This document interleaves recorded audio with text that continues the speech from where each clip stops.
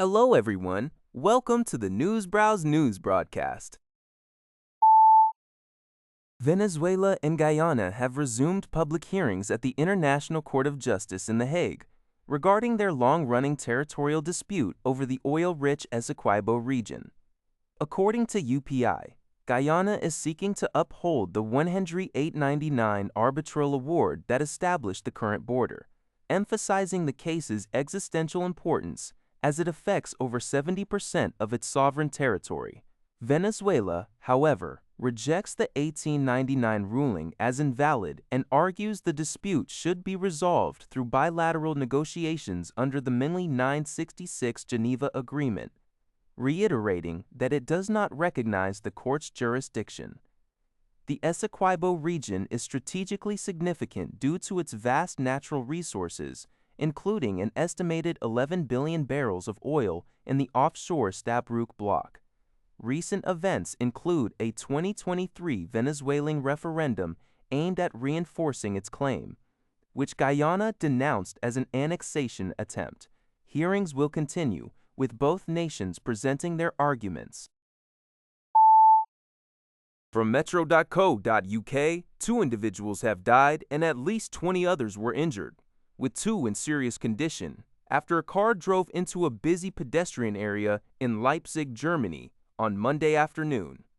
A gray SUV, reportedly a VW Taigo, struck a crowd in the city center near Augustusplatz and Grimmaisstrasse before speeding towards the market square. The driver has since been apprehended by Sachsen police, though their motive remains unknown. Leipzig Mayor Burkhard Jung expressed profound devastation and solidarity with the victims' families, emphasizing that authorities are actively investigating the incident. Emergency services responded by declaring a mass casualty incident, deploying at least 10 ambulances and 2 helicopters to the scene in the eastern German city. CBS News reports that a driver plowed a car into a crowd of people in the center of Leipzig, Germany, on Monday, resulting in 2 fatalities. City Fire Service Director Axel Schuh stated that 2 other individuals sustained serious injuries and were transported to hospitals, while approximately 20 additional people were affected, though further details were not immediately provided. The incident occurred on Grimmaisstrasse, a street that leads into Leipzig's central shopping district. Authorities confirmed that the driver and vehicle were stopped and the suspect was apprehended. Leipzig Mayor Burkhard Jung stated that the situation is under control, but emphasized that the motive behind the incident remains unknown. Leipzig is a major city in eastern Germany located southwest of Berlin, with a population exceeding 630,000. The United Arab Emirates reported on Monday that it came under attack by Iran, marking the first such incident since a fragile ceasefire took hold in early April.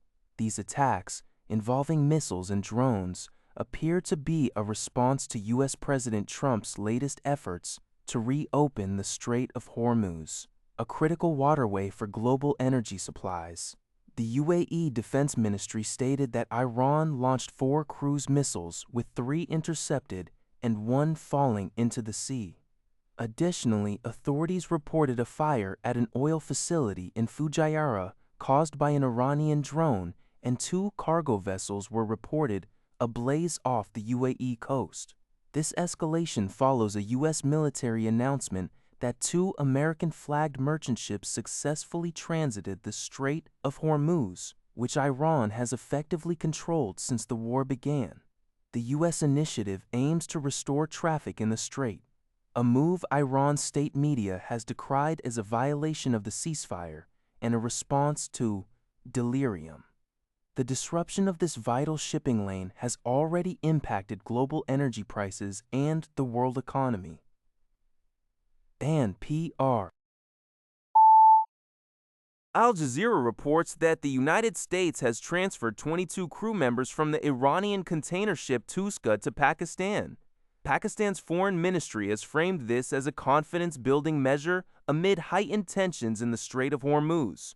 The Touska was seized by U.S. forces on April 20 at the Gulf of Oman.